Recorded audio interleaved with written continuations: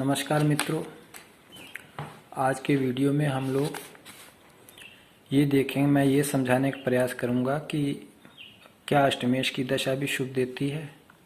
ठीक, तो ये ऐसा होता है, कभी कभी अष्टमेश, षष्ठेश, इन सब की दशा भी आदमी को बहुत अच्छा फल दे के जाती है। तो देखिए ये कैसे होता है, इसे मैं एक जन्म पत्री के माध्यम से समझाऊंगा। ये जन्म पत्री जो है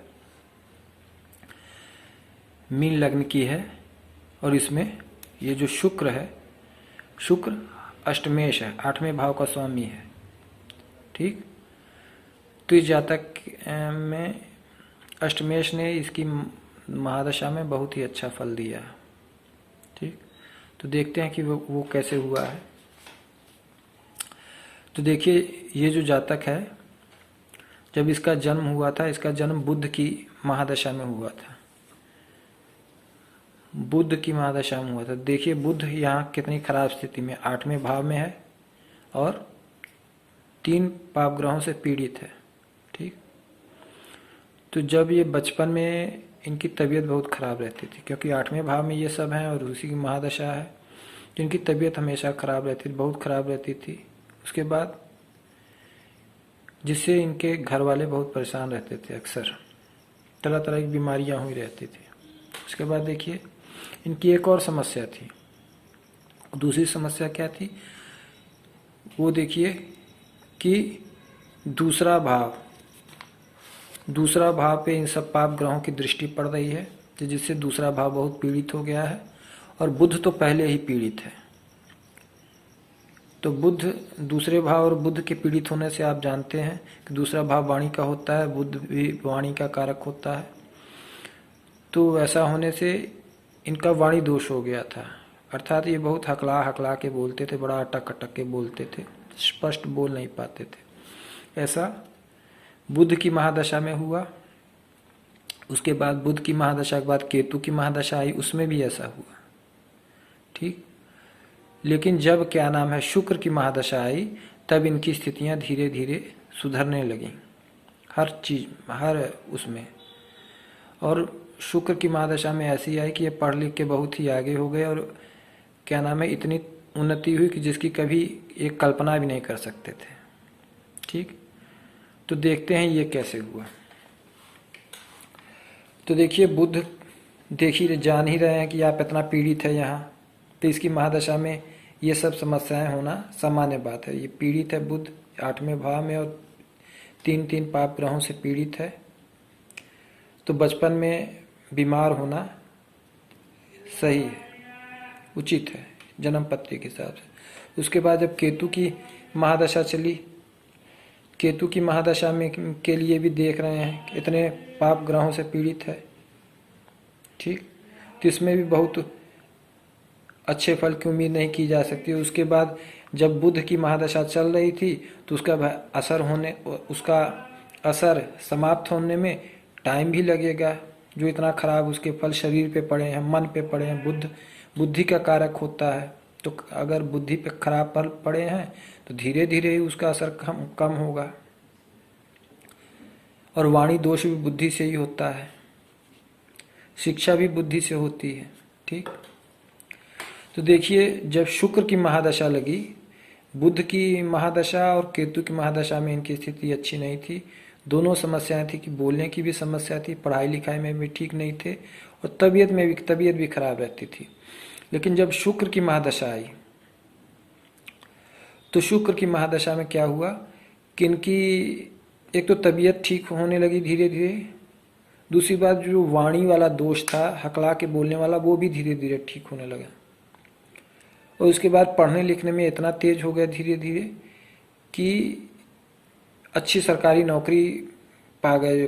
केंद्रीय विद्यालय में पीजीटी पद पे कार्यरत हैं अभी भी, और वो भी इन्हें शुक्र की महादशा में ही मिला।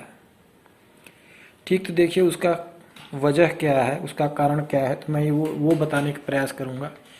देखिए शुक्र यहाँ अष्टमेश तो है, शुक्र के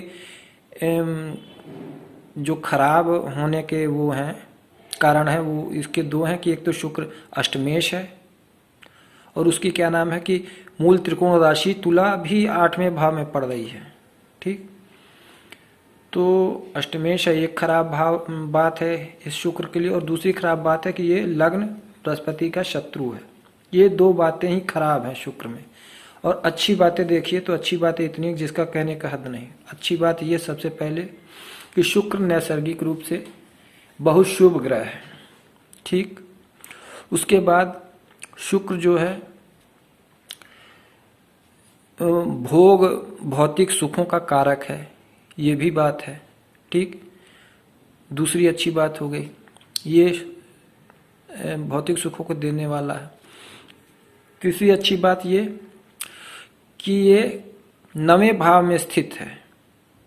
ठीक, 9वें भाव में ये शुक्र स्थित है तो ये भाग्य को बढ़ाएगा ही।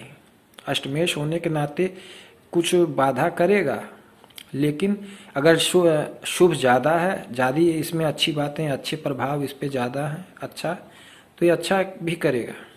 ठीक, नैसर्गिक रूप से शुभ ग्रह है। उसके बाद ये देखिए, जो गुरु है, गुरु इस लग्न का और दशम का स्वामी होके जन्मपति का सबसे कारक ग्रह है, और गुरु इस पे पूरी सीधे सीधे दृष्टि डाल रहा है।